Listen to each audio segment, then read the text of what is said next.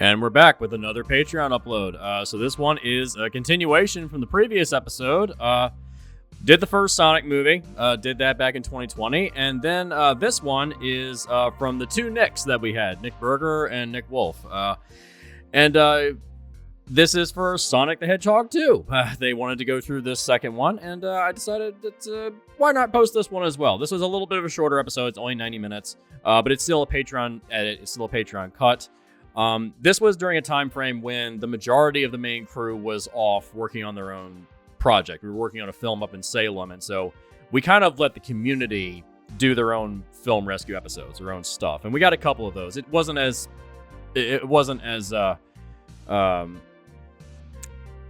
successful as we were hoping. it was definitely a bit slower. We got a couple episodes, but for the most part, it was a bit of a failure.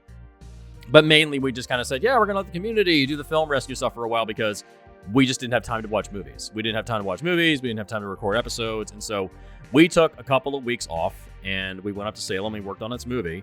And so during that time, a couple of people from our community did some film rescue episodes. We had, I think it was, what the hell is the Malignant movie got a film rescue. We got one of those. And then there's Sonic 2. We got that as well.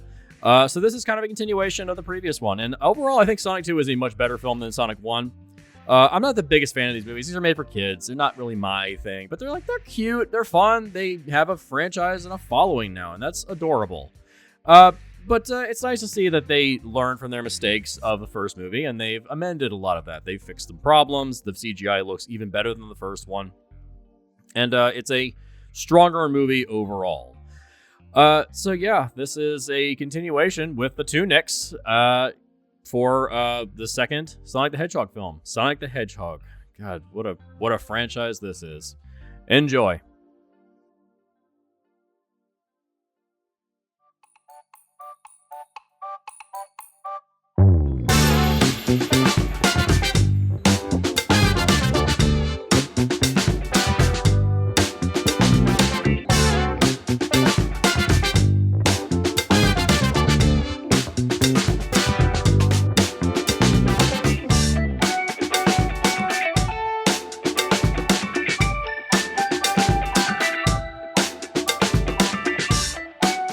Hello and welcome to the Film Rescue Show, the podcast where we lend a helping hand to Hollywood and fix their faux pas and foibles. I am your not ready for pod time pitcher, Nick Wolf, and with me as my guest is the always lovely, always handsome, and always out there, Nick Berger.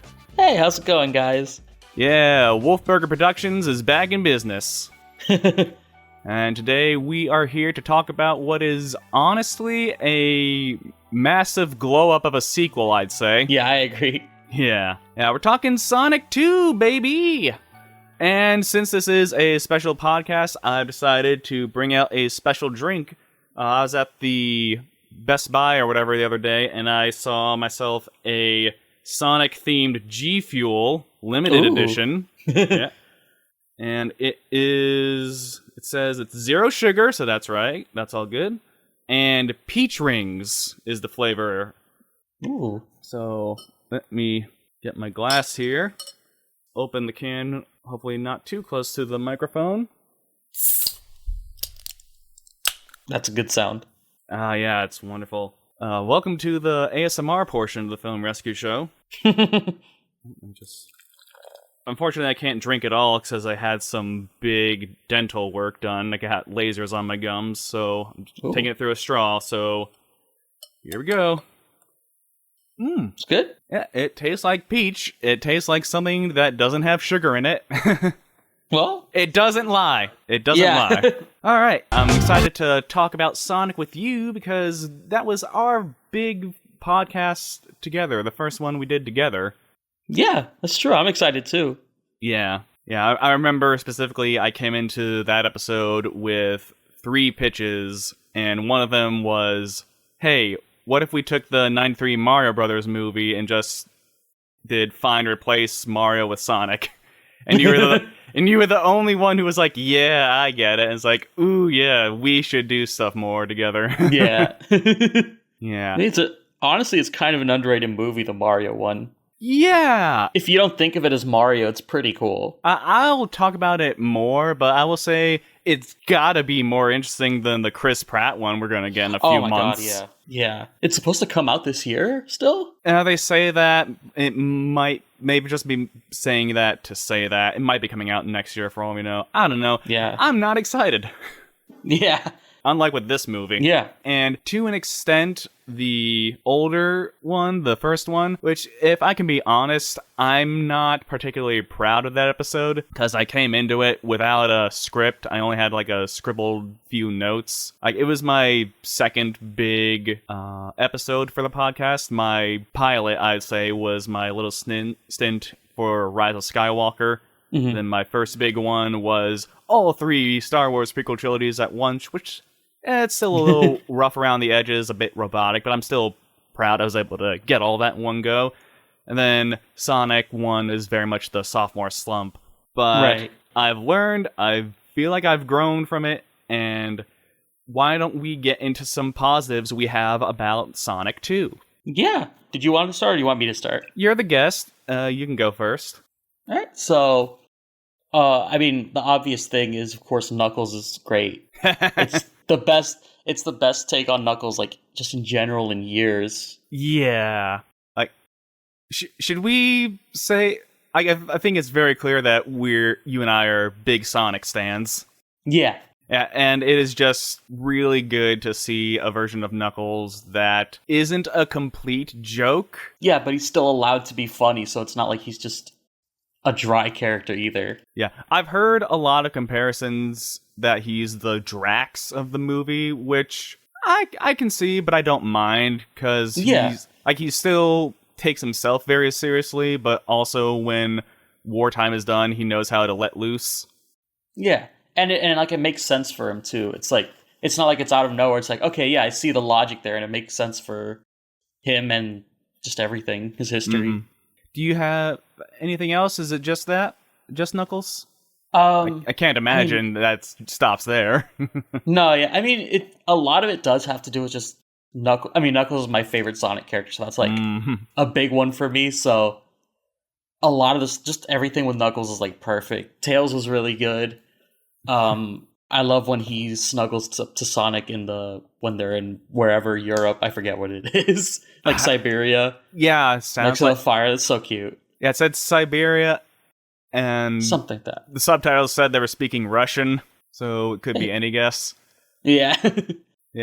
Yeah, the bit where Sonic and Tails really become friends, and Sonic puts the cover over Tails, and Tails then covers Sonic with his 2 tails. Like, that's very sweet. That is Sonic and Tails' friendship in a nutshell. Yeah. Yeah, it's a pity they had to ruin it with a joke, but let's not get ahead of ourselves. Yeah. I mean, I think even, like, I have, like, my foibles with this version of Sonic, but I think they still...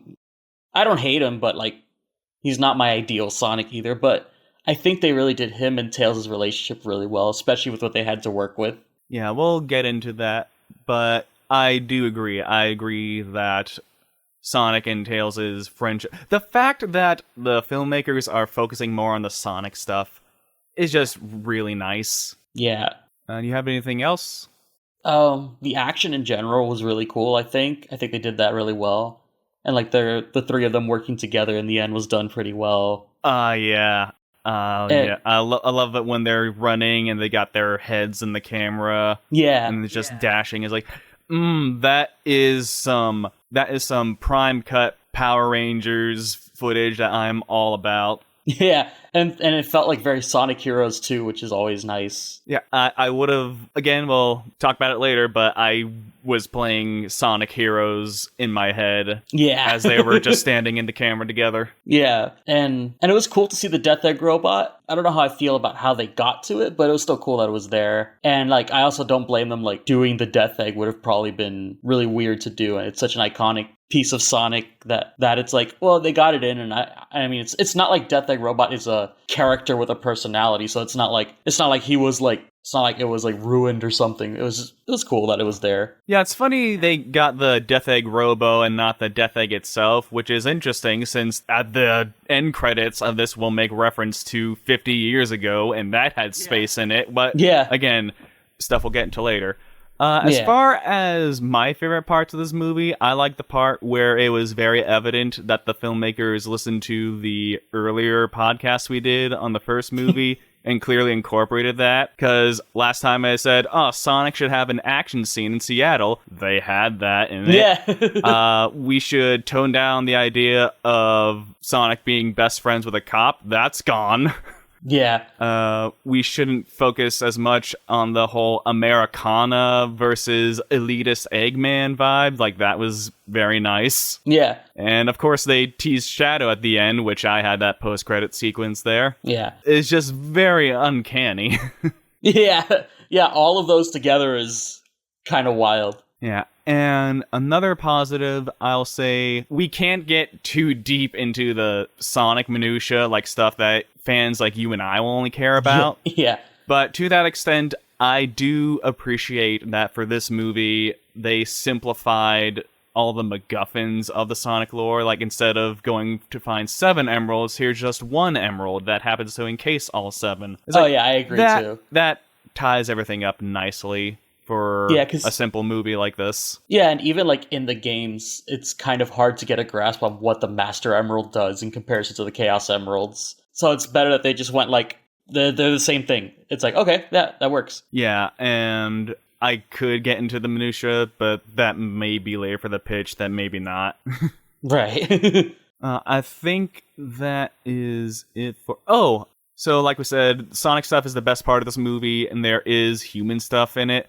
But I like it when, like, there's one scene where we're at with Tom and Maddie, and they're talking about Rachel, was her name? Rachel's fiance, and how he has all his friends, his crew. Yeah. And they're like, you know, Sonic, I wish that for Sonic. Sonic needs friends his own age to help talk to and help him process stuff. It's like, it's kind of like the inverse of the Bechdel test. Yeah, instead of 2 women talking and it can't lead back to a man. For Sonic movies, like, whenever 2 humans are talking, it has to lead back to Sonic stuff for me to care. Yeah, because then what's the point? It's the Sonic movie. Yeah. Like, not to completely backtrack to the first movie again, but I realized this when writing my pitch. Tom and Agent Stone probably should have been one character, where it's Tom working for Gunn at the first movie, and he's Eggman's assistant. But then he grows to care about Sonic. Is like, oh, my job or this life here? Oh yeah, that would have been... Yeah, that would have probably been way better. Yeah, you could have actually had a cab story in a Sonic movie that makes sense. Yeah. Sorry, I just have one more positive I just remembered. Okay, go for it. The scene where Sonic and Knuckles are talking on the beach and like they figure out, like, they become friends and stuff. That scene's great. It's just a nice little scene, and it was kind of surprising for such a like big, loud movie that it's just kind of like a smaller scene where it's just 2 characters talking to each other. I'm like, oh, this is really nice. Yeah, you don't see that in movies, I feel, anymore. Or at least not in your Marvel blockbuster movies. Yeah. Like I said, sometimes this movie has some of that, but then there are quiet moments, surprisingly, and you just really like that. Like, you'll love to see it. Yeah. Yeah, it makes this series of events we're watching feel more real because it's not always played for laughs. Because snarky people like us, we make jokes to relieve tension. Right. And sometimes you need the tension in order for everything that's happening to sink in. Yeah. And on that note, do you have any negatives that really bugged you about this movie? Sonic trying to be a superhero is really weird. And it's like, it's so obviously like, we have to figure out something for Sonic to do action-wise without the plot so he can not just be sitting around waiting for the story to happen. And also superheroes are big, so making him try to be like a more traditional superhero is more appealing to kids, I guess. I kind of get where you're saying. I like seeing him like trying to do right by people, trying to help. Like I really enjoyed James Marsden in this movie where he's being Pa Kent. Yeah, he is. Yeah, I know it's curbing from someone else's work, but I don't care as much because it's just nice to see. Yeah. I guess what I don't like more is like Sonic, like not just that he's doing superhero stuff, but he's like, yes, I want to be a superhero and have a superhero name. I'm like, that's kind of weird for Sonic. I guess it makes sense for this version of Sonic, but it just feels weird in general to me. I mean, he grew up 10 years on Earth reading Flash comics, so... That's true, yeah. Do you think this Sonic is gonna be real bummed when the Flashpoint movie never comes out? Oh my god, he's reading like that big article about Ezra Miller and he's like, what? Maybe I should get this guy. Tails, Knuckles, let's go bust Ezra Miller.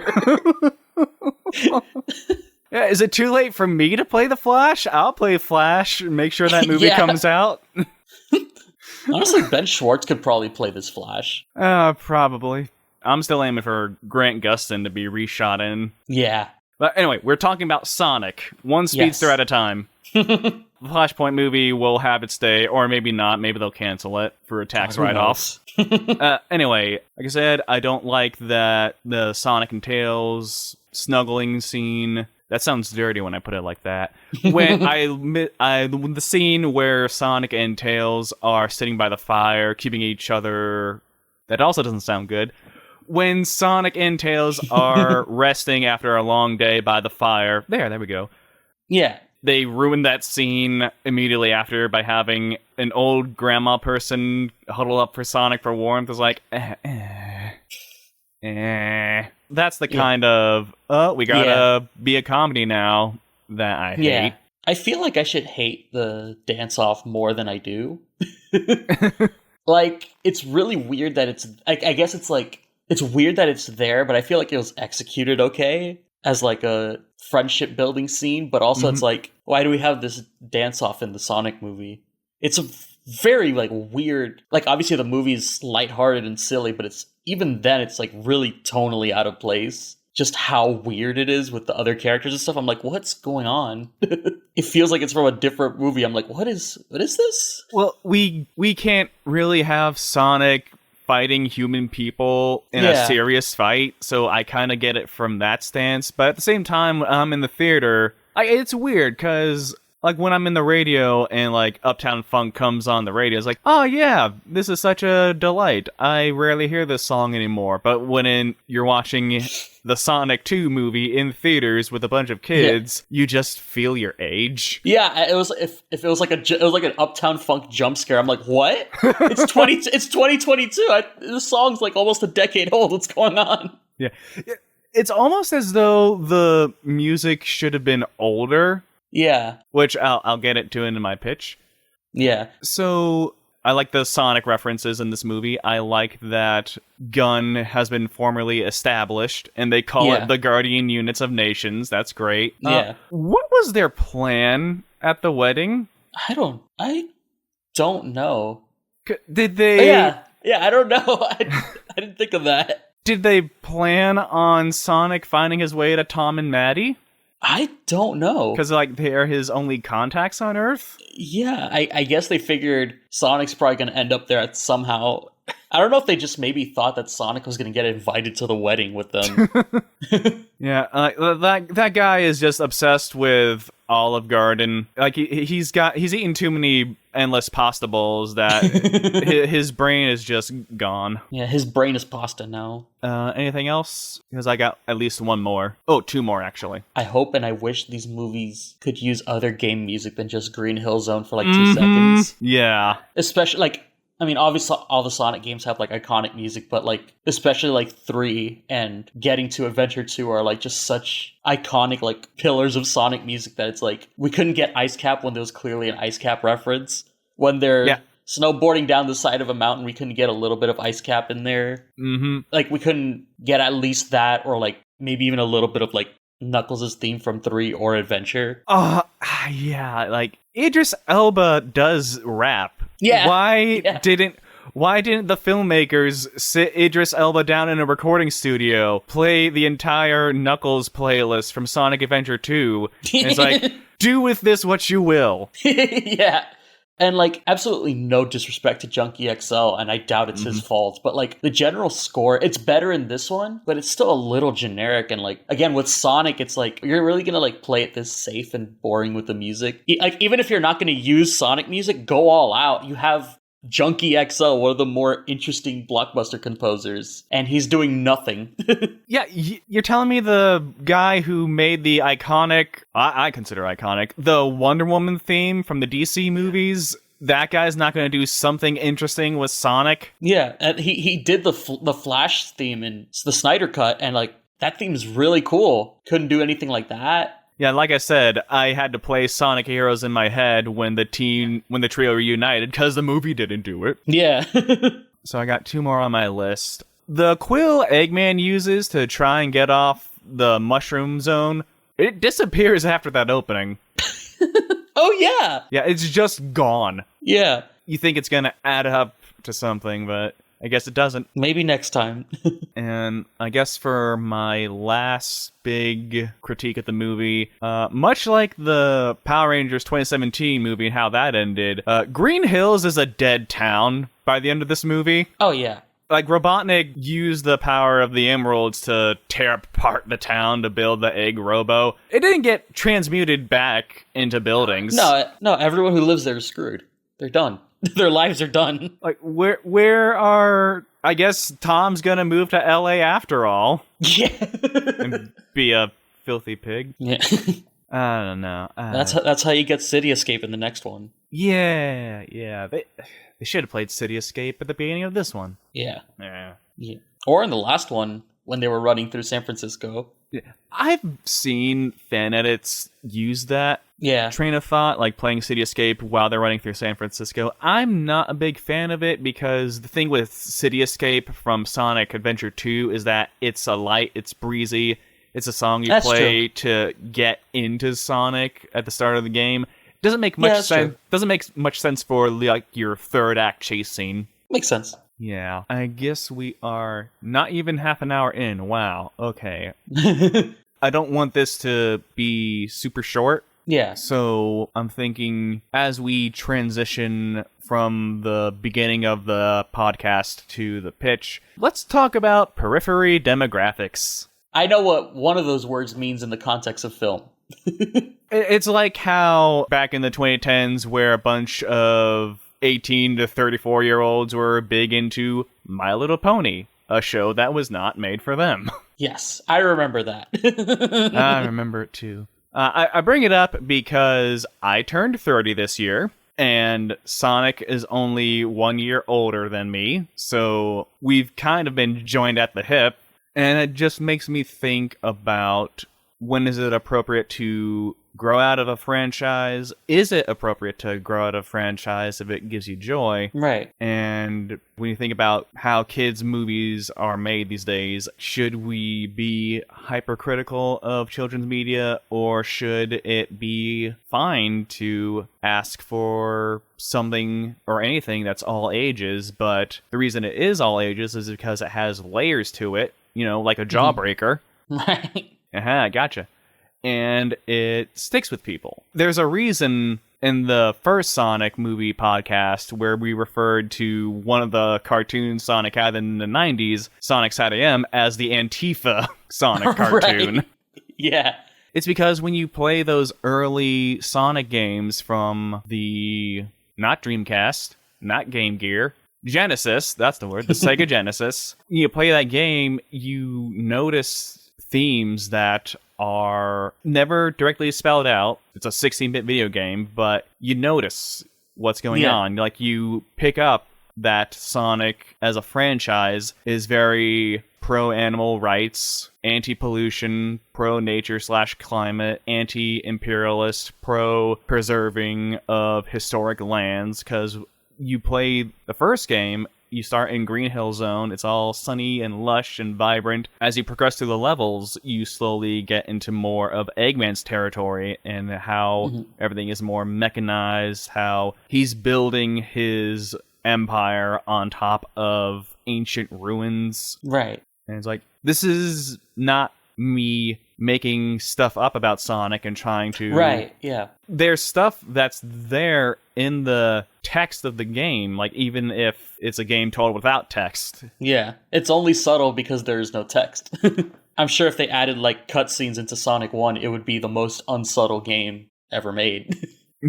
Yeah, because when you get into the point where the Dreamcast era, where they do start having text, they're a lot more explicit about anti-imperialism, anti-colonialism, with the echidnas saying like, hey, let's invade this nation, this tribe, and get their Chaos Emeralds. Right. And that ends up destroying them. Yeah. And then you get into Sonic Adventure 2, and they're very explicit about government conspiracies and cover-ups. Yeah.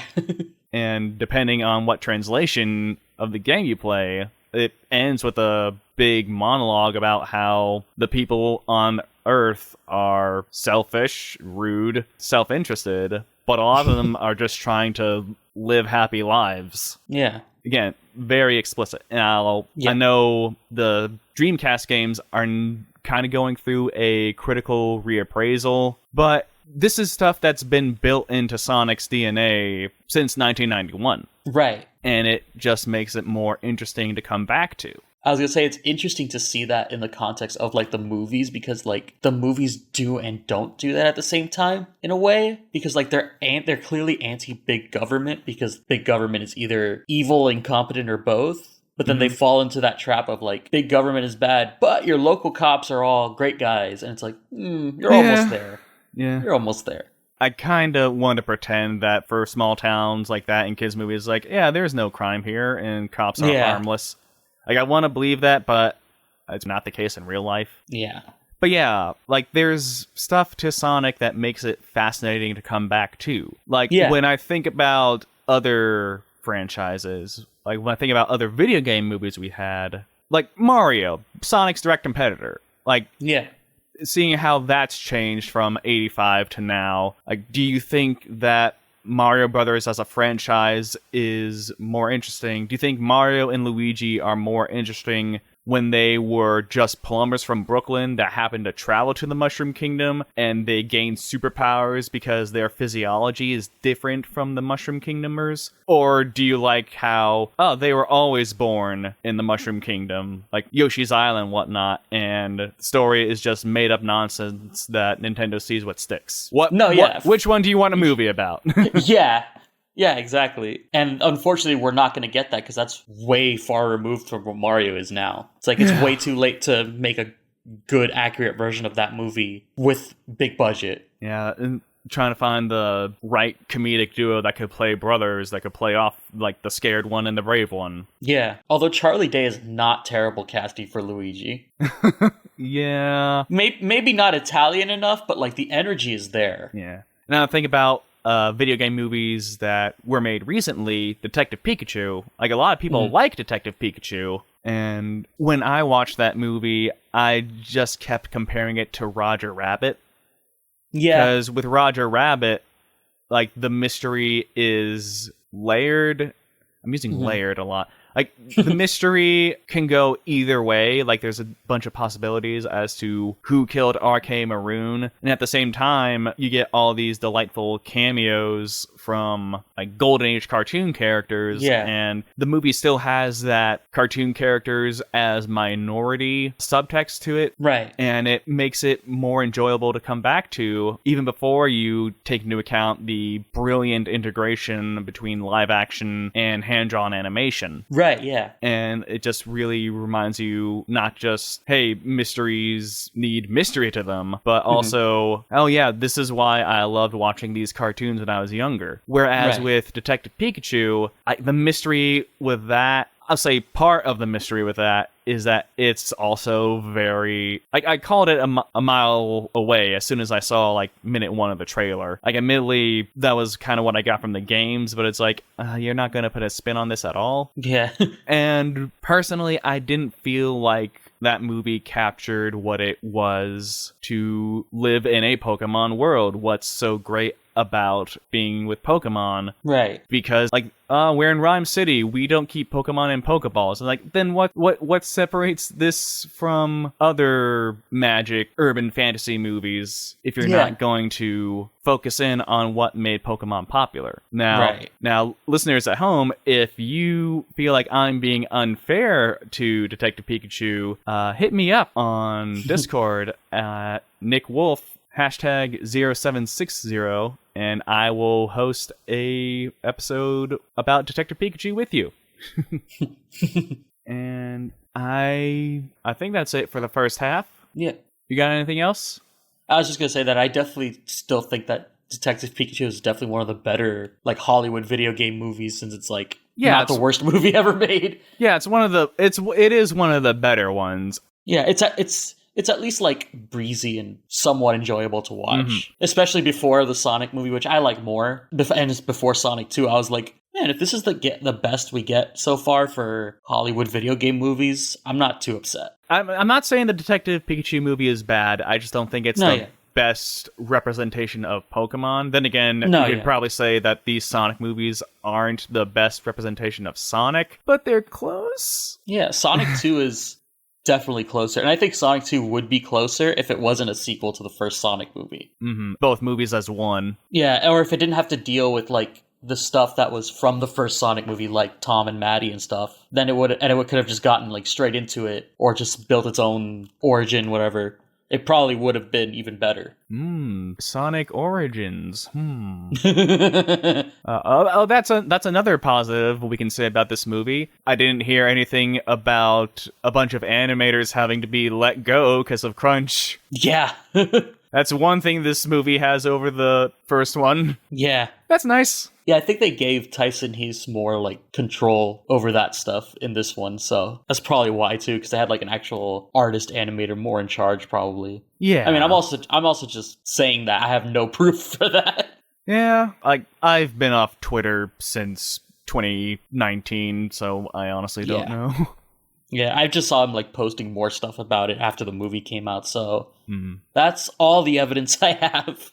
All right, so you want to take a little break? Sure. All right, when we come back, we will toss out our pitches about Sonic 2, as well as throw in some Patreon content. Ooh. Yes, if you wish, listener, go to our Patreon at patreon.com/MonchesterMedia. For as little as $1 a month, you are supporting us and helping us keep this madhouse going. Now, we are going to throw it to either music, dead silence, or one of our sponsors from one of our friends. So, see you in a bit. Hey there, it's Jesse with Film Rescue here for your mid-episode break. Just chiming in for a bit on this episode. Giving a bit of an update on the status of Film Rescue at the moment. We tried to do the community-based thing. It wasn't really working. Mainly we were doing it because we were out shooting a feature film in Salem, Massachusetts, and that's now in the editing process. And as of late, there's been a lot of stuff going on behind the scenes with Jaguar Sharks and Montreal Media. Seth has had to move into a new home.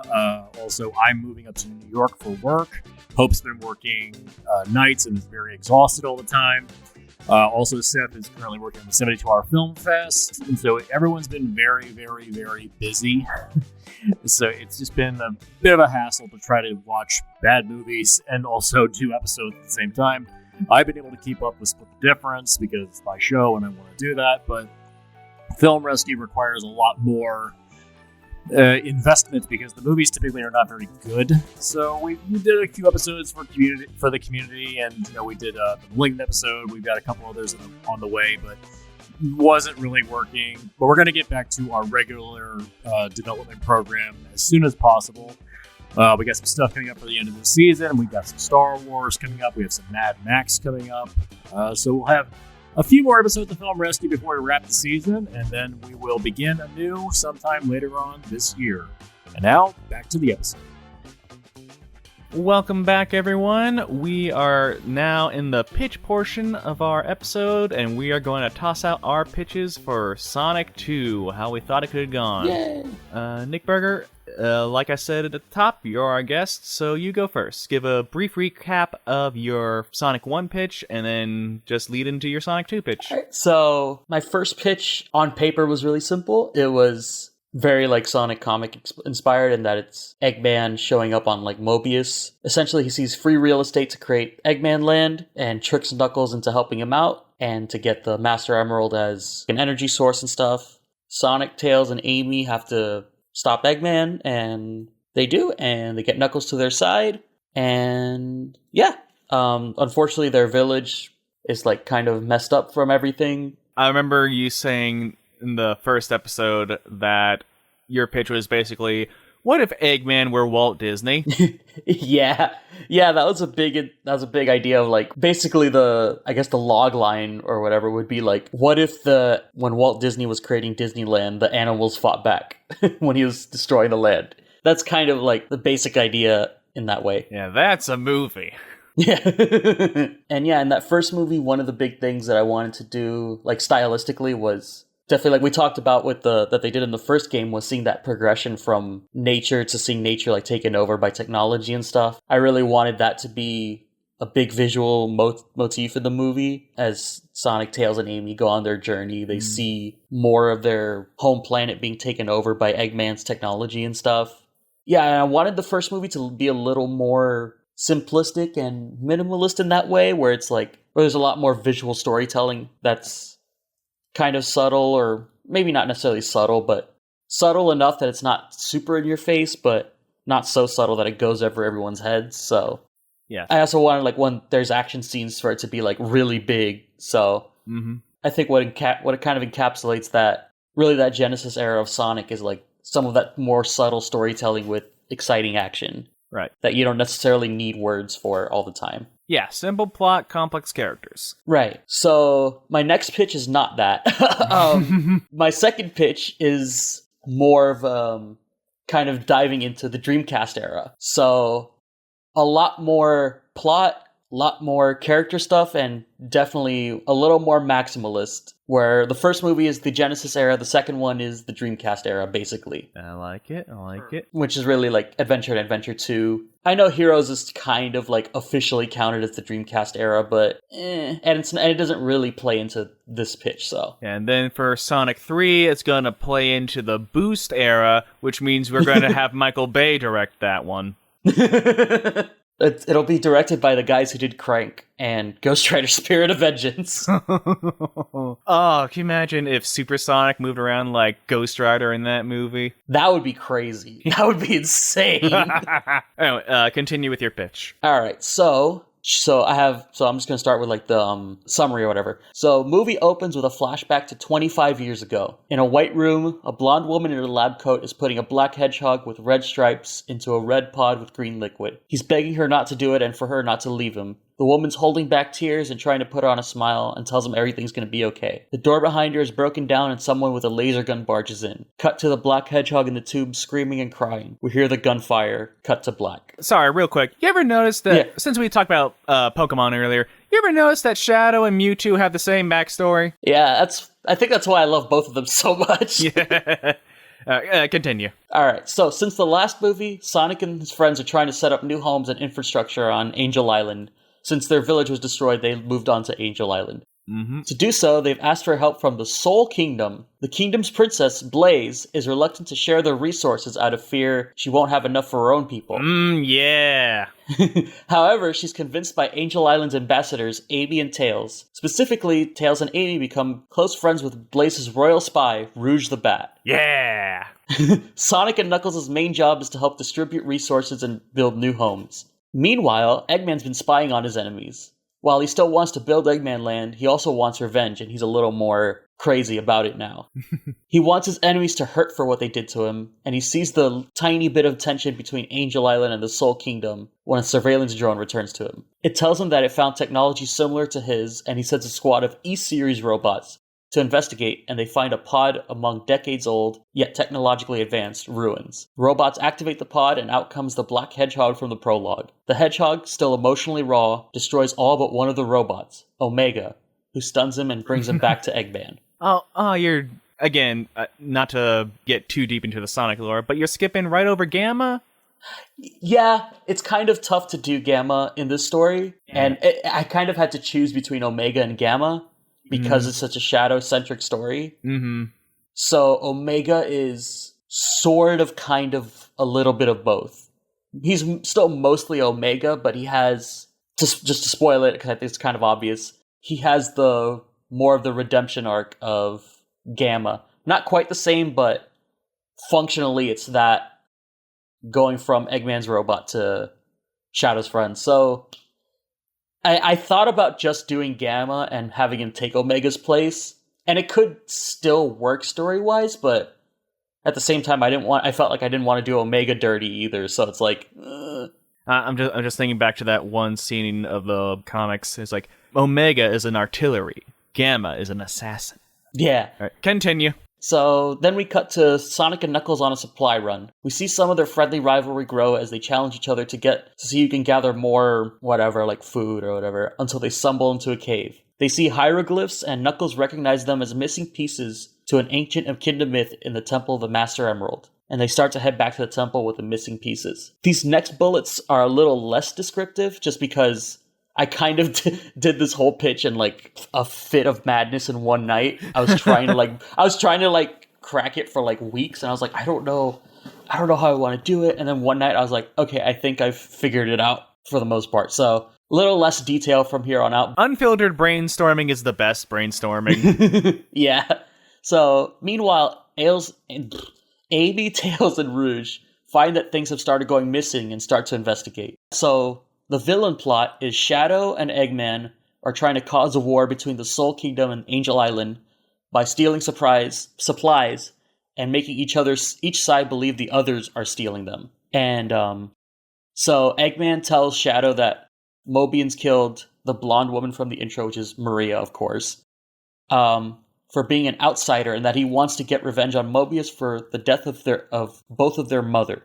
So I just cut out Gerald Robotnik for the sake of simplicity, and Maria is kind of both characters. She doesn't go crazy like Gerald Robotnik, but she is the scientist, and she's Shadow's friend, Maria. So I just felt it would be simpler than, especially since it's on the other planet. It's like you don't have all the gun stuff. It's a little easier that way. Okay, so the only humans are Eggman and Maria?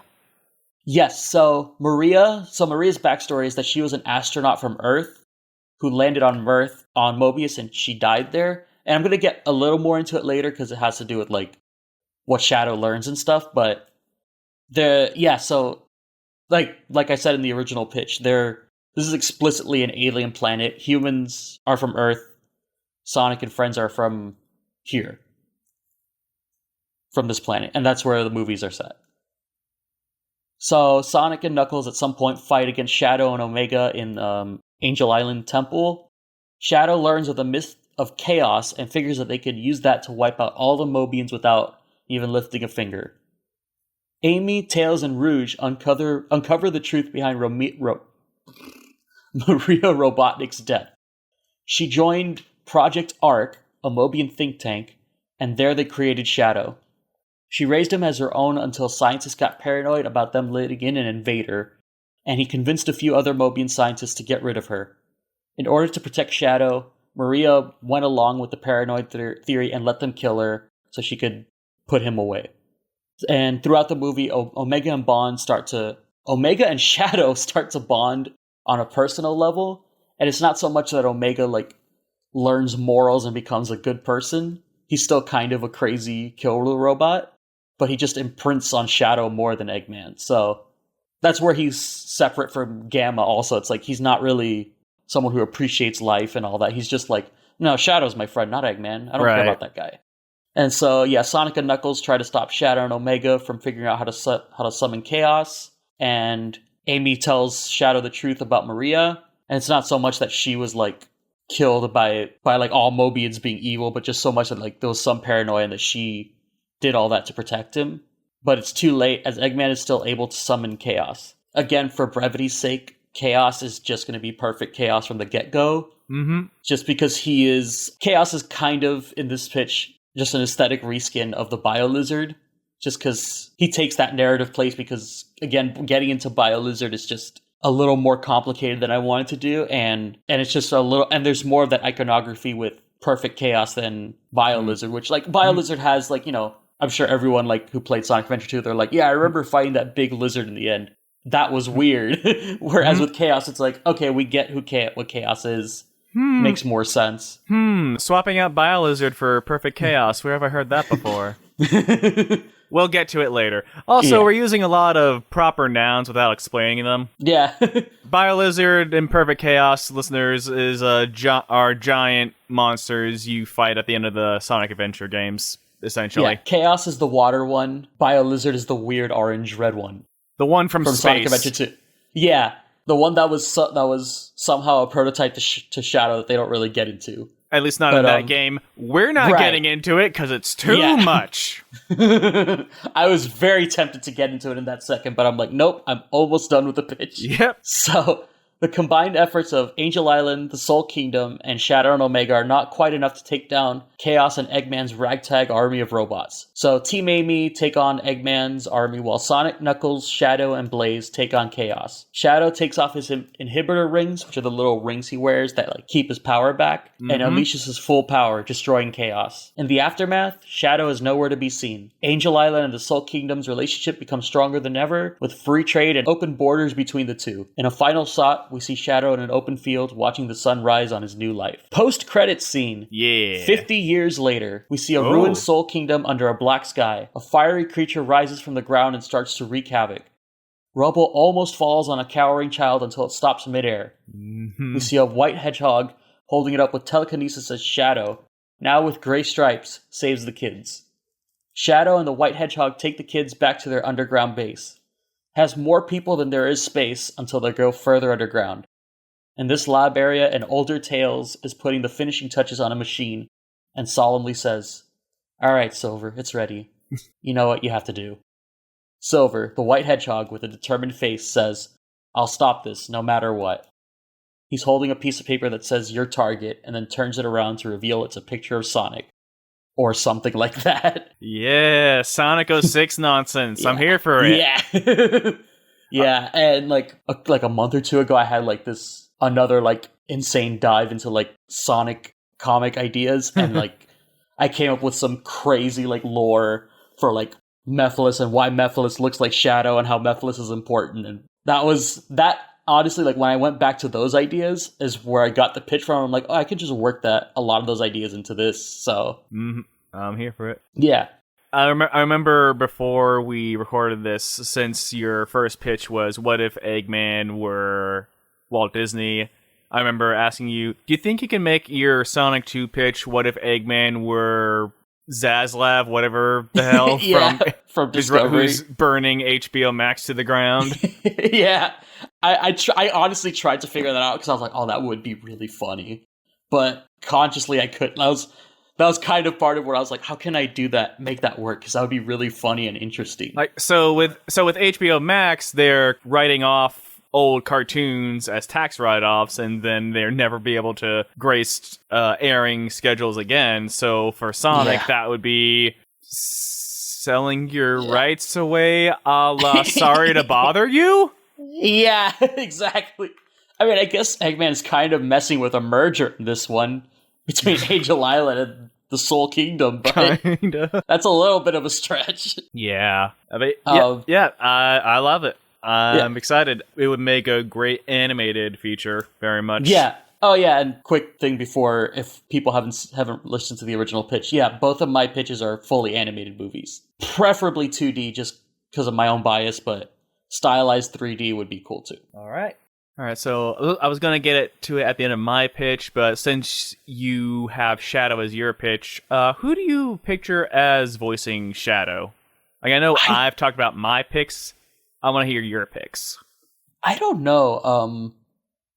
It's like, as far as like voice acting, as like, I like the idea of like getting an actual voice actor to do it, but like, I can't really say anyone, like, I can't think of any voice actors that are like really new or interesting picks. So it's like either Jason Griffith or Brian Drummond. I think they did perfect both of their Shadows. Yeah. I mean, I also have my own nostalgic bias towards Jason Griffith because that was the one I grew up with. But yeah.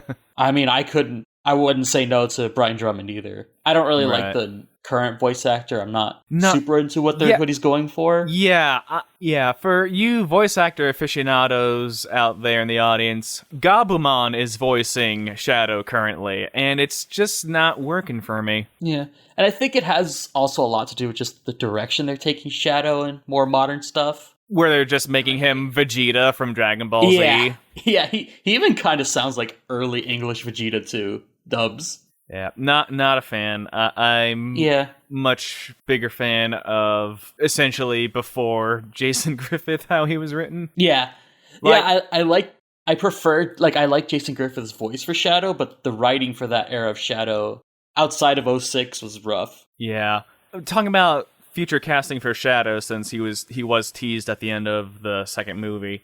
I know a lot of people are saying, oh, Keanu Reeves, it'd be so funny because Sonic's a big Keanu stan from the first movie. It's like, I get it. I do feel like it would be further legitimizing the post-2005 take on Shadow where he's like, curse words, swears, I'm badass, I'm not here for it. If I can briefly, poorly explain Japanese pronouns for a second, playing the Sonic Adventure 2 with the Japanese track on, whenever Shadow is talking about himself in the first-person point of view, he uses the term boku a lot. Now, in case you don't know, there are different ways of referring to yourself in the first person in Japanese. Like, boku is a very weak form, usually used by child characters, younger characters, whereas like more adult, more confident characters use the term ore. Like, my example I go to is the original Yu-Gi-Oh! Series, where when he's little Yugi in Japanese, he'll use boku, but when he pharaohs up and grows a foot in height, he uses ore, because he's more confident, more adult. That's kind of what I want to go for with Shadow in a movie, like just an angsty teen. Yeah. The Holden Caulfield Hedgehog, if you will. And so I do have 3 voice actors in mind, like going solely by both, not even both, going solely by that Rise of the Guardians movie. I think it'd be interesting to see Chris Pine do Shadow, because I thought he captured like that youthful exuberance, adolescence in Jack Frost pretty well. Like, maybe a little older, but I can see it. My number 2 choice is Andrew Garfield. Yeah, again, capturing that adolescent sort of I don't have everything figured out yet energy. Like, that would be fun. But my number 1 pick, a voice actor from a very popular cartoon, and also Rufio. It's Dante Bosco is my number 1 pick for Shadow, because he just will always sound like a teenager, and like that kind of angsty sadness in his voice is just perfect for Shadow the Hedgehog. Yeah, I think that works. I know also like the other like half joke casting has been Robert Pattinson, and like I don't hate it. I kind of like it more than Keanu, honestly. Something in the way. All right. So that's your pitch there? Yeah, pretty much. The only other note is, depending on whatever I think is better for the next movie, Eggman may or may not die in this one.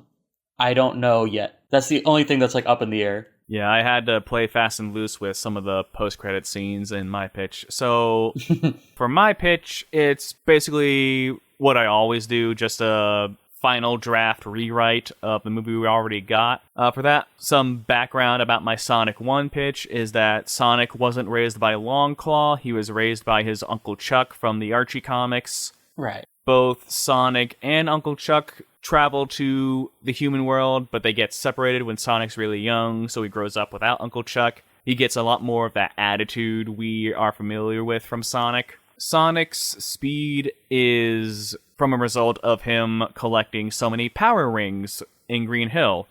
Green Hill Zone, rather. I brought in the rings in my first pitch. I was very game accurate, and he's able to keep track of how many rings he has thanks to a Prower watch he got as a kid from Uncle Chuck, and the energy is recycled back into him. He's not burning up the rings because he also has a Chaos Emerald. And when Sonic got shot in the first movie, he didn't drop his pouch of rings. He dropped his Chaos Emerald.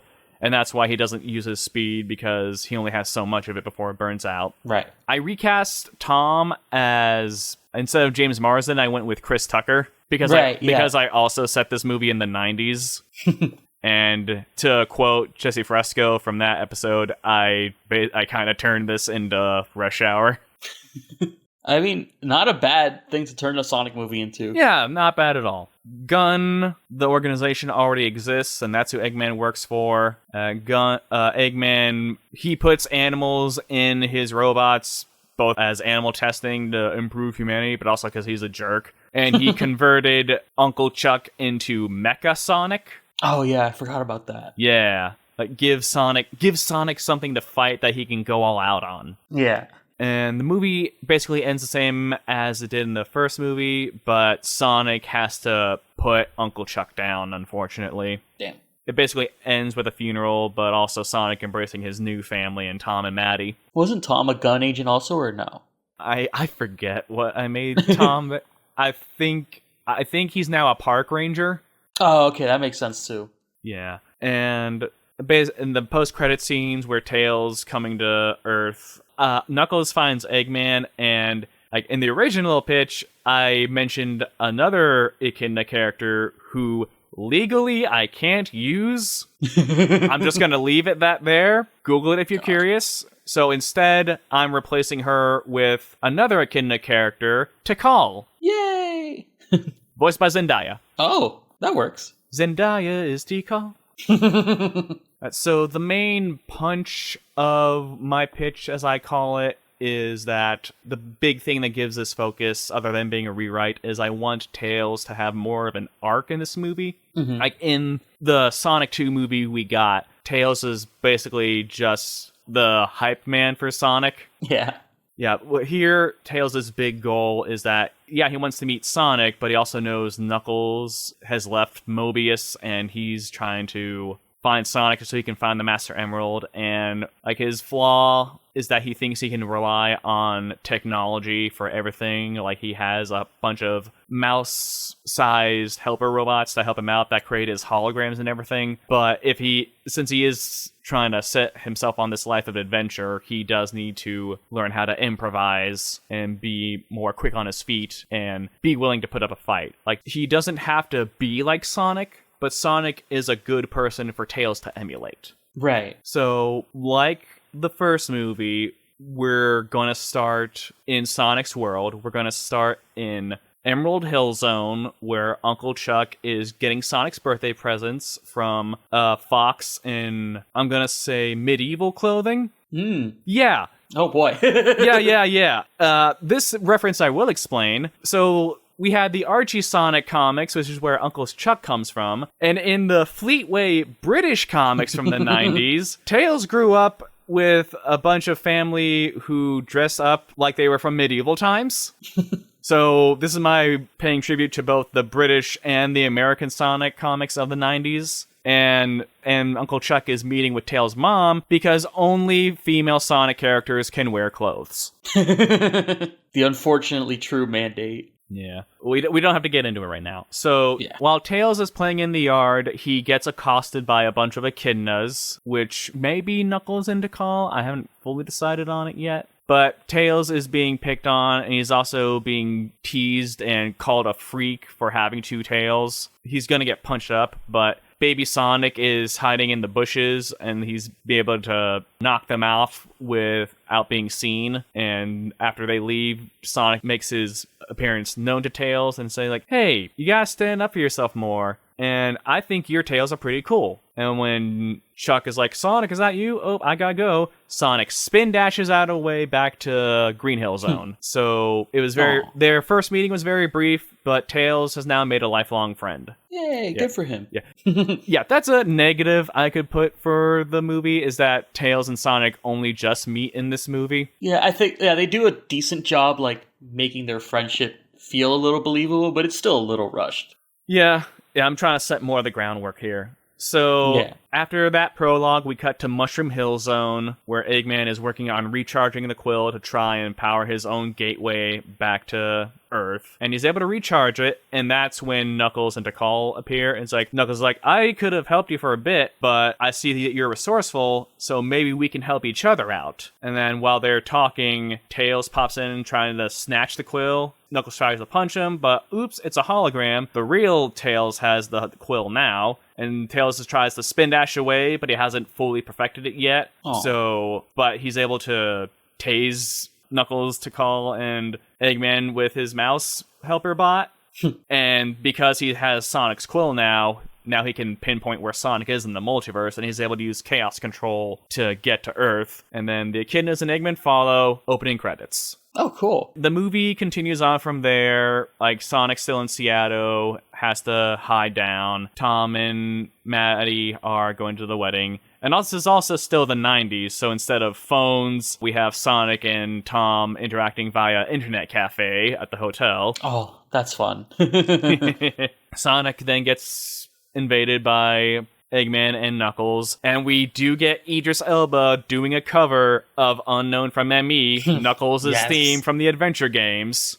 Yes. And Tails still comes to the rescue. This time, Tom's friend Wade, the deputy, like, he's there. I'm pulling him in sooner. It's important. Knuckles gets taken out by a spin dash from Sonic, which Tails is impressed by, but because of Eggman's extra mechs, Tails still has to drive and fly them away. And yes, he is strong enough to carry both Sonic and Wade because he's got a Chaos Emerald that lets him recycle his ring energy back in. That's how he got here in the first place. So Sonic, Knuckles, and Tails each have Chaos Emeralds at this point. Gotcha. So while Eggman and the Echidnas go back to meet with Stone, Sonic is telling Wade to do stakeout of Stone, and Eggman, like, move away once Eggman leaves, while Sonic and Tails get their exposition at the baseball mound. Let's set that up earlier so it pays off at the end. It's not just a callback to the first movie where bring it in earlier. Right.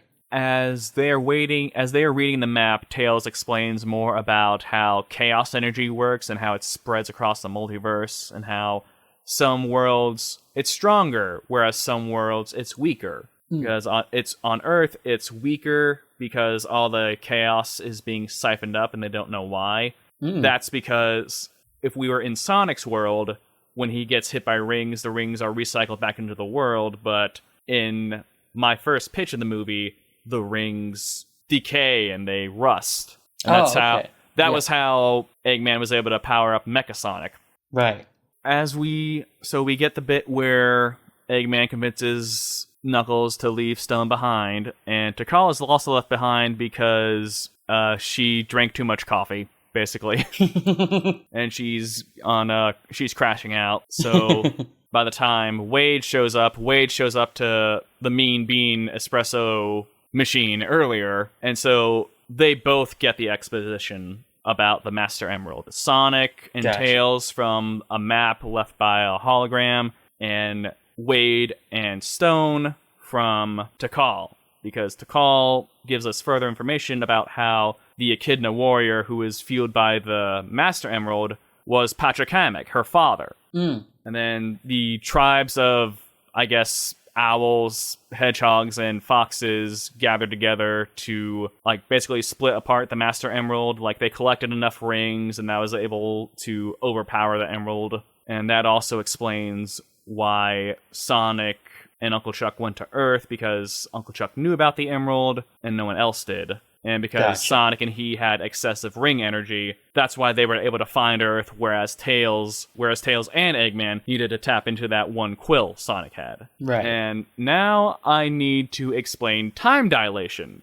Because if you were paying attention, Sonic and Tails met each other when they were babies. But in the games, Sonic is 15 and Tails is 8 when they meet. Right, yes. And if Knuckles was the baby from the beginning, from my new prologue, he has to be much older now, having searched for the Master Emerald his whole life. So we'll just say that the different Earths and different worlds run on different time. And that just creates even more anxiety for Tails because now Sonic is older than he'll ever be. I'll explain to it more. But we get Sonic repeating to Tails Tom's lines about how the moment chooses you. And I didn't mention this, but basically when Eggman is explaining his plans, Stone says to Robotnik, "Oh, so Gun tried to recruit me for something? I need to tell you about it." This is paying back into how in my first pitch post-credit scene, he knows about Shadow, but Eggman's like, "Look, let's do my thing first, and then if we have time, I'll listen to what you have to say." That's taken care of. Yeah. But since Wade is now in the movie earlier, he's able to contact Tom and let him know that Gun is doing a hit on Sonic because they've got gun agents at the wedding, and Gun, since they've registered Sonic's energy in the town of Green Hills, they're now closing in on the Mean Bean Hut, which is now all protected against any invasions. Right. And the way Wade does this is by sending him a quote-unquote encrypted message. And by encrypted message, I mean he sends a email saying, "Great wedding, newlyweds," but he spells wedding with 2 U's instead of a W. And Tom's like, "Wade, that couldn't sound good in your head, man." But hey, now they know that Gun is present and they need to be careful. Right. So we head to Siberia or whatever. We still have the dance scene. This is going to be controversial because I am replacing the music with someone who probably wasn't a great guy, but he's dead, so he can't really hurt us anymore. And also, this guy's music is so integral to Sonic in the 90s, it just felt wrong not to include it. Mm-hmm. So now, when Sonic hooks his CD player up to the boombox or whatever, he and Tails are now dancing to Michael Jackson's Smooth Criminal. Yeah. Yeah, it makes sense. It probably even would have even worked for, like, the actual movie that we got. Yeah. I wonder if there's a way to... I wonder if, like, if you did that edit, if it would work. Just in general, like, I wonder if that edit would work. I gotta find out. Yeah. So we lose the creepy grandma hugging Sonic in the morning. It's just Tails and Sonic head out to the coordinates on the map. And in the morning, Tails is saying he feels bad to Sonic because his translator died on him and they almost got thrown into fire. And he's worried because they used to be the same age, only 1 year apart. Now they're like 7 years apart. He's just very awkward. And Sonic cheers him up saying that, hey, failure is the first step towards success. And the fact that I'm older than you just means I've had more time to learn my skills. And because you're younger, you have more time to perfect them. Why don't you say we have a spin dash race up to the mountain? And it's just like them playing in the snow and having fun, being kids. Oh, that's nice. That's cute. I like that. Before they leave the mountain, Tails tells Sonic, hey, so that spare quill Eggman had? Well, I took that and one of the rusted rings I knocked off from Knuckles when I tased him earlier in the movie, and I made you a present. I made you a crystal ring, so like a turquoise ring that fits around Sonic's wrist. Yeah. Yeah. Tails explains that the crystal ring has the same wavelengths and properties as a Chaos Emerald, but it's just not as powerful. It's like the purple and white ribbon Tails is wearing that lets him fly without getting tired. And Tails also fixes Sonic's Power Watch so he doesn't have to go to an internet cafe to talk with Tom anymore. And before they head inside, Sonic messages Tom because it's time to mail him about his updates. And he says, hey, I'm in Siberia. Eggman's back. We might need to come by you guys in case we don't have any way to heal and Maddie needs to perform, not surgery like she did on me, but she's a vet, she can help. And so now Tom and Maddie need to find a clandestine way to stop the wedding. Like, what would be really funny if the priest is like, if anyone objects to this marriage, and both Tom and Maddie do object, and they say they object because I'm in love with, like Tom says, I'm in love with Rachel, and Maddie's like, I'm in love with the guy from Criminal Minds, I think it is. Yeah, I think so. Give me some sugar, baby. Yeah, that's the kind of cringe I can get behind. Yeah, that's cringe on purpose. And so Sonic and Tails are heading they're at the mountain. Tails tells Sonic that, hey, in case we get hurt, grab this. It's a ring box, so you can smash it and gain more energy. And it's like, I've been working on a dummy ring box that sucks out the power from you, but I've not fully tested it yet. Remember this for later. So we get the big snowboard scene. And like I said before, in this continuity, Eggman does put animals in his robots because he's a jerk. As Sonic and Tails break them, Tails also has to get his mouse helpers to form a bubble around the animals to make sure they're not left to die in the mountains, in the snowy mountains.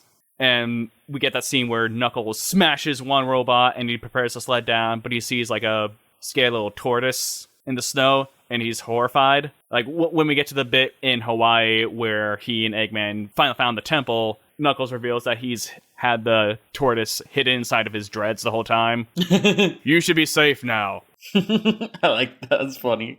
Yeah. So eventually, that's a good character, Pete. Yeah. So while Tails and Sonic are trying to get down the mountain, Tails gets separated from his ribbon, and that causes him to tire. So we get the animation of him being like out of energy. He's like, oh. So Sonic has to take a hit for him, which means Tails is all alone, and he's got all these animals he has to take care of, and the snow's coming down, and Eggman's like, well, we got Sonic's emerald, we'll come back for yours when we pry from your corpse, and Eggman and Knuckles leaves. Tails is just barely able to pull off a chaos control with the emerald he has, and it causes a whole bunch of snow to fall down on the wedding procession.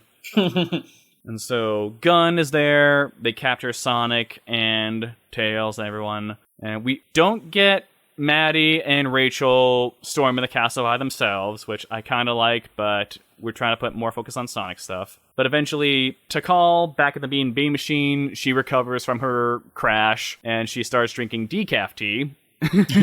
And it helps her focus on the chaos energies that exist, and she's able to astral project a little red ball that is able to appear in front of Sonic and company, and she's able to explain that I never wanted this, I just want Knuckles to be safe, and because of her spirit form, she's able to short circuit Gun's security measures, so they're free. Tails is able to get to his tools, get a ring box, and heal Sonic. It's like, oh, I messed up. I should have never gone on here. Sonic's all, no, think about how far you've come. I'm the one who's screwed up by not preparing you more. Let me just use this crystal ring with some of Tikal's help, create a portal, get the ribbon back for Tails, because Sonic's that good. I'm gonna catch up with Eggman and Knuckles. You do what you do best and get some more practice in. Now at the temple fight, Knuckles sees the Master Emerald Temple, and Eggman's about to knock him out. But in this version, Knuckles punches Eggman in the dick. Yeah! And Knuckles is all, you really thought I would fall for such obvious lies? Yeah, this Knuckles is not a dummy. Smart Knuckles. Yeah. But because Knuckles and Sonic are fighting, that gives Eggman enough time to recover and get both of their Chaos Emeralds and merge them with the Master Emerald that's already has the rest of them, so now Eggman has 6 out of 7 Chaos Emeralds, and he's high on power. That he doesn't even think, he's like, I'm the best, I can do everything I want now. Like, his ego is getting in the way. Classic Eggman L. Mm-hmm. The end of the movie proceeds like it does. We get Sonic Heroes playing as Sonic, Knuckles, and Tails team up. Sonic realizes, I'm the distraction, I will distract them, and Tails has been reconfiguring his mouse device, so now he has his arm cannon from Sonic Battle. Oh boy. Yeah.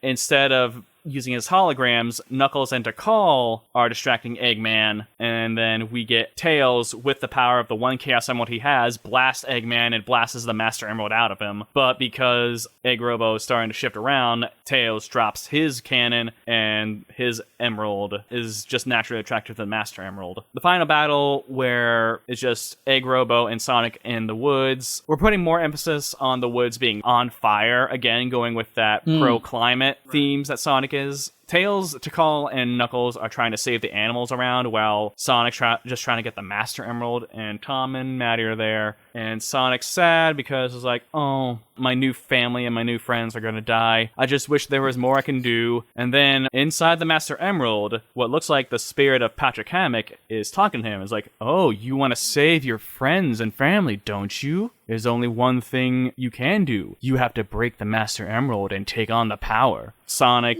he's in a bad mood, so he's like, I don't got a choice. He smashes the Master Emerald. Just as he's getting squished on by Egg Robo, he becomes Supersonic, but it's the British Supersonic. Uh-oh. The Supersonic Uh-oh. that is a psychopath. The Supersonic that has red and white spirals for eyes. The Supersonic that, after freeing one animal from a machine, he then decides to go kill the animal. That's Supersonic. Uh-oh. Like, he's kind of benevolent. He flies through the Egg Robo and, like, uses his godlike powers to restore the town. But when it's just Eggman left, he's like, all right, Eggman, how do you want it? Fried or scrambled? But then Sonic... Go ahead. Yeah, I was gonna say, so this is a slightly less evil Fleetway Sonic? Yeah, slightly less. But I don't want Supersonic... Because, like, this is how I believe the writer of the Fleetway comics did. Like, they didn't want Supersonic to be the break glass to win button. Right, yeah. And that's what I'm trying to capture. So I guess more like chaotic than evil. Yeah, but Sonic is trying to fight from the outside, but the power of chaos, the split personality, is like, no, we're gonna make this whole world our domain.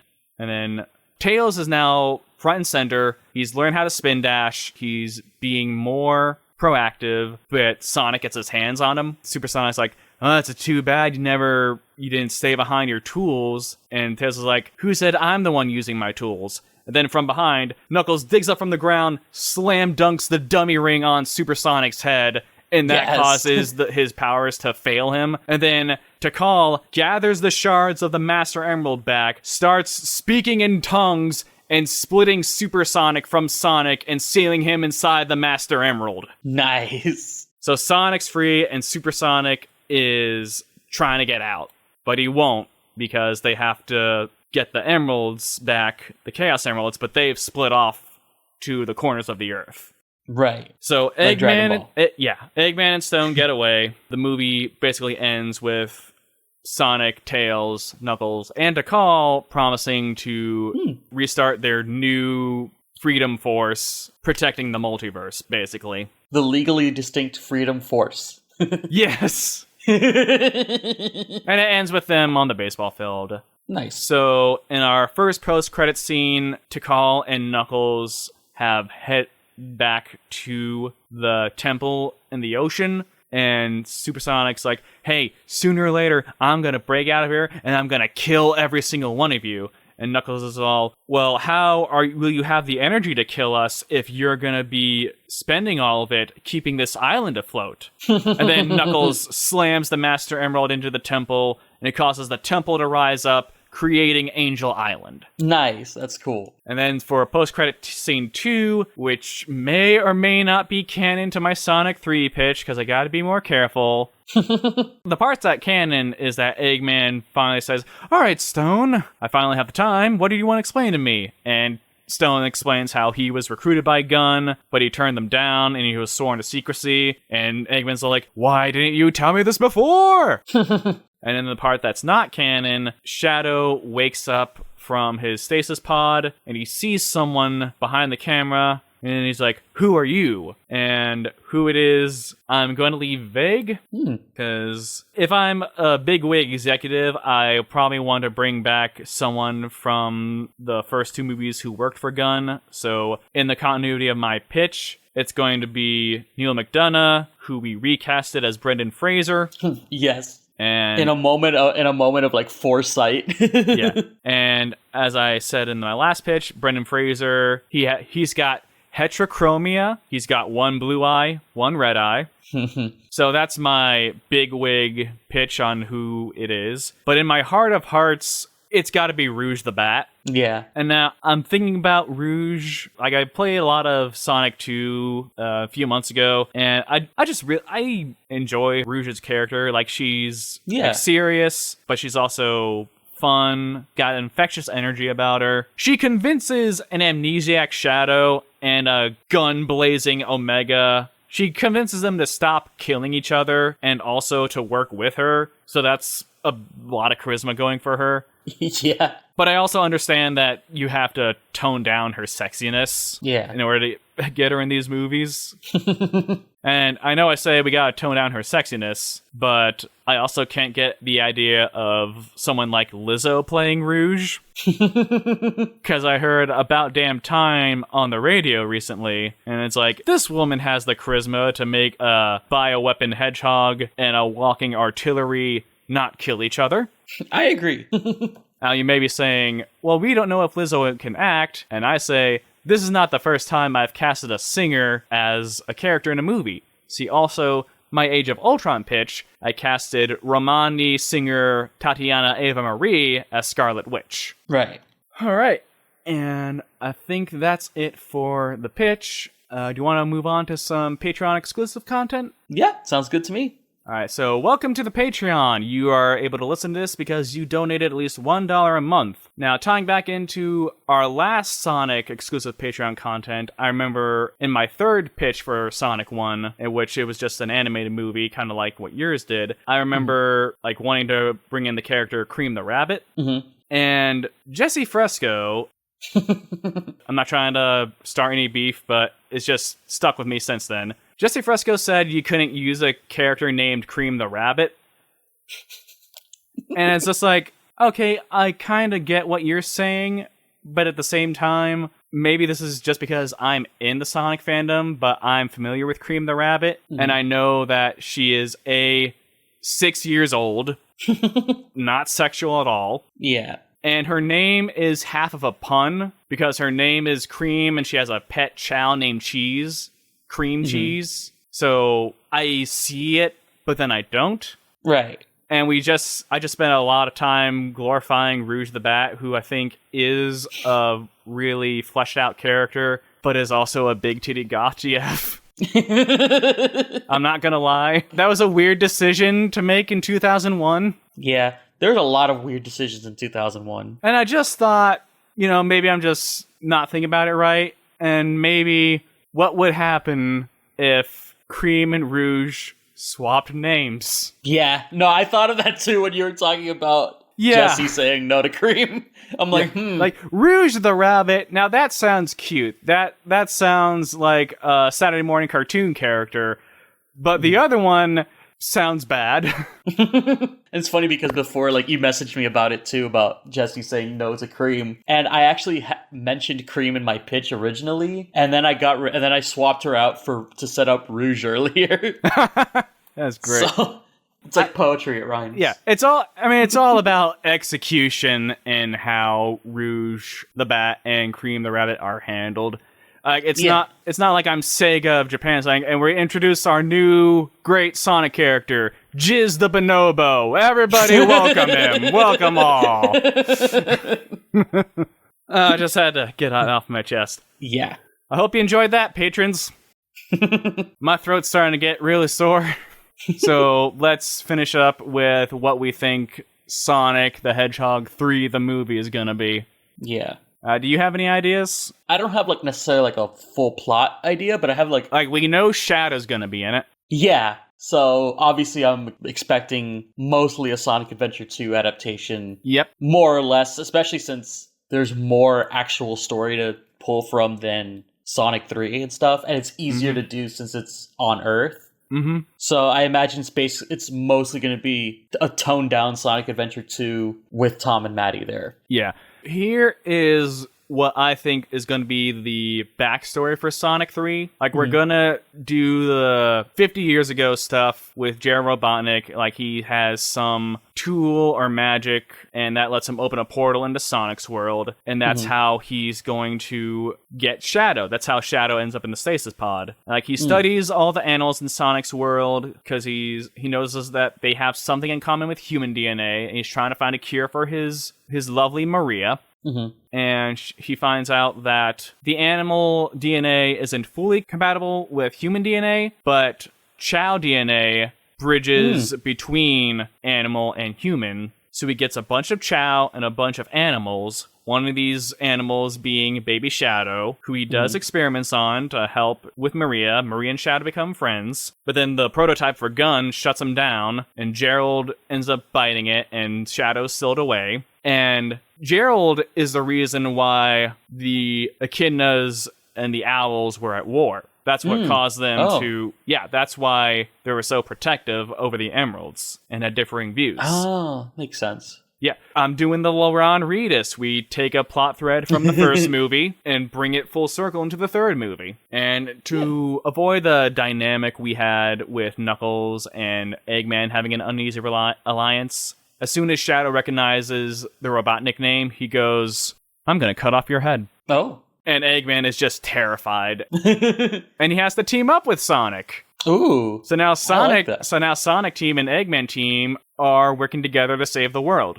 Oh, interesting. I really like that idea. And Shadow is just trying to find the descendants of all the animals Gerald Robotnik took from Mobius. So that's how you get Rouge, how you get Team Chaotix, how you get your Mighty the Armadillo, etc. And he's also looking for the one Chow that Gerald experimented on, Chaos. Yeah, that makes sense. Yeah, because like I said, there's no way they're going to fit the big lizard from Sonic Adventure 2. How I mentioned to you back in April of this year, which feels like a year ago. Yeah, I know. I really feel like they're going to replace Chaos for the big space lizard. Yeah, I think so too. Yeah, that was one of my just jotted down predictions, that Chaos is either going to be in this movie or in the Knuckles series. Oh yeah, we can talk about the Knuckles series too, but let's focus on Sonic 3. Yeah, the only thing I have for the Knuckles series is that it's possible that's I don't know which is coming first. So if Knuckles is coming first, then I could see them setting up Chaos in the Knuckles series for Sonic 3. Right. I don't necessarily want them to go full MCU with having a show set up a movie, but I could see it happening. Right. So the big twist this version of Sonic 3 and a subversion of the games is that Maria is actually alive. The experiments Gerald did cure her, and Maria is able to talk sense into Shadow, and that's how Shadow becomes good and helps Sonic nullify the evil energy and chaos. And ideally, I want Maria to be played by a Japanese actress. Oh, that'd be neat. That way we can keep the line, "Sayonara, Shadow the Hedgehog." Oh, yeah. Yeah, because otherwise, even in Sonic Adventure 2, it's just kind of out of nowhere. In Japanese, I guess it makes sense. Yeah. Because they're like, "Adios, Shadow the Hedgehog." Yeah. And then in his actual game, he says, "Goodbye forever, Shadow the Hedgehog," which is just weird. Yeah. Probably the least weird thing in that game, but yeah. Shadow the Hedgehog is it's such a mess, but it's just so fun. Yeah. It's very quotable, I find. Yeah. The most underrated line is, "This is like taking candy from a baby, which is fine by me." That's one of the funniest lines I've ever heard in anything. Oh, 4Kids. Alright, so the Knuckles spinoff for Paramount Plus. More and more I get more reason to maybe get Paramount Plus, I don't know. Yeah. But if they're smart, they'll set up a good storytelling engine that lets them flesh out the world Sonic and friends live in. Like maybe I'm seeing Knuckles as, "I'm going to travel the world to get help rebuilding my civilization," and that's how we're going to get introduced to a whole bunch of Sonic characters. Like that's how Knuckles can meet Rouge, how he can meet the Chaotix, etc. Yeah. And that's honestly all I have for right now. It would almost be cool if Rouge was not necessarily a villain, but starting off as an antagonist for the Knuckles series. I think that could be an interesting dynamic. Yeah, like Lupin the Third. Yeah. Like Lupin and Senazawa? The Inspector. Yeah, I think that could be cool. Or maybe it's like Lupin and Fujiko Mine, where it's like, I'm just one step ahead of you, Lupin. Yeah, and I think it'd be easier to just have Rouge in the third movie if you introduced her in this series, because if not, it could be maybe a little much, like, to establish her if you want her to be a main character in the movie, I think. Mm-hmm. Especially if you do, like, double crossing, triple crossing, and it's like, well, wait, if she came from the other world, how does she already know Gun and stuff? And it's like, it could be a lot. Yeah. All right. That's everything we have for right now. Yeah. Listeners, we just talked about Sonic 3 possibilities about the Knuckles spinoff on Paramount Plus. Again, you can subscribe to patreon.com/MonTresterMedia for $1 a month that you can hear all that primo content. You can also follow the show at Film Rescue on Twitter if you haven't already burned Twitter to the ground like I have. You can follow me on Discord, like I said, at Nick Wolf, #0760. Like I said, if you would like to talk about Detective Pikachu more on the show, I'd be more than happy to help pitch stuff with you. I'm also here for Multiverse of Madness and Morbius, although to be honest, I'm using Morbius as an excuse to pitch The Amazing Spider-Man 3. But hey, I'm down for it if you are. Yeah. And you can also follow me on Reddit at MyCKOUNT. I sometimes do little small fixes to movies and whatnot. I've not been active there for a bit, but I might be coming back. I feel like I always tell myself that, but usually I'll see a movie in which I'm like, oh, this would have solved a lot of issues. I did that for Multiverse of Madness, so I've got that idea already sorted away. And yeah, that's what I'm all about. Nick Berger, what about you? Yeah, you can follow me on Double Burger on Twitter. It's BERGER instead of BURGER. I post my art there, and yeah, you could just go ahead and give me a follow if you want to see my art there, and pretty much it. Nick Berger, masterpiece artist of the Kites of Ren. Oh yeah. Wow, that feels like a century ago. Rise of Skywalker feels like a century ago. Yeah, it does. Anyway, like I said, that's it for us from Montrester Media and the Film Rescue Show. We plugged our stuff. You can also follow other Montrester shows. We have That Weird Ass Game, where Jesse Fresco talks about weird ass video games and whether they hold up or not. There is Split the Difference, where Jesse takes an original movie and a remake and compares and contrasts them and see which one holds up with that. I'm ecstatic to see if we're going to get one for Disney's Pinocchio. Ooh. Oof. Not even Disney's Pinocchio. Let's take the Pauly Shore Pinocchio we got early this year and the Guillermo del Toro Pinocchio we're getting at the end of the year. Like, that'd be fun. God, there's 3 Pinocchio movies this year, and only one of them has the chance to be good. Yeah. We have an extensive backlog, and I welcome you to check it all out.